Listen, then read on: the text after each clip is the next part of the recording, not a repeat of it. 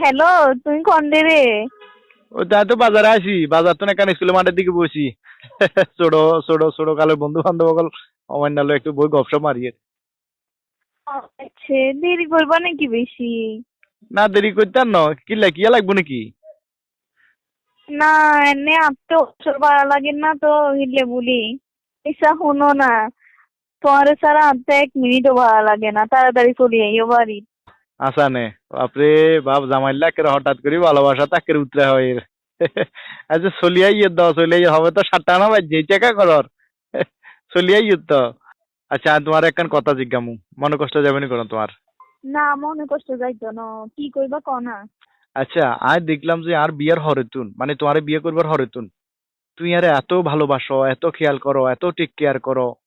এই যে দেখতে সুন্দর সুন্দরী, লেখা হওয়া, শিক্ষাগত যোগ্যতা থেকে শুরু করি আচার আচরণ, ভাষা ব্যবহার, কথাবার্তা, হায়া মায়া, এই যে খেয়াল রাখন যে স্বামীকে কিভাবে খেয়াল রাখতে হইব, সব কিছু মানে তোমার অভিজ্ঞতা আছে, তোমার ধারণা আছে।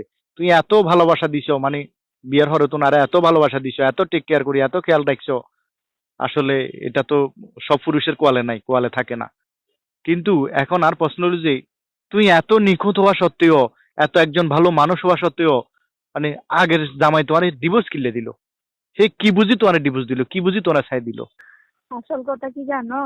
তোমারে যে টেক কেয়ার করি, যে খেয়াল রাখি, তোমারে যে এরকম একটা ভালোবাসা দিয়ে, তার অর্ধেক যদি আমি আগের জামারে দিতাম তাহলে আর দিবস হতো না। এর লগে তো আমি যেরকম একটা ভাষা ব্যবহার দিতাম, হাত তুন কাপ গরম উঠে যেত না, চিল্লি করতাম, ইয়ার কোনো কথা শুনতাম না, যেখানে যাইতে মানা করতে হেন আরো বেশি যেতাম, যেন করতে মানা করতে হেন আরো বেশি করতাম, এক কান করলে আর এক কান শুনতাম। আসলে কি জানো, নিজের একটা স্বাধীনতা বেশি চাইছিলাম, ইল্লাই যা কোয়ালে এই অবস্থা।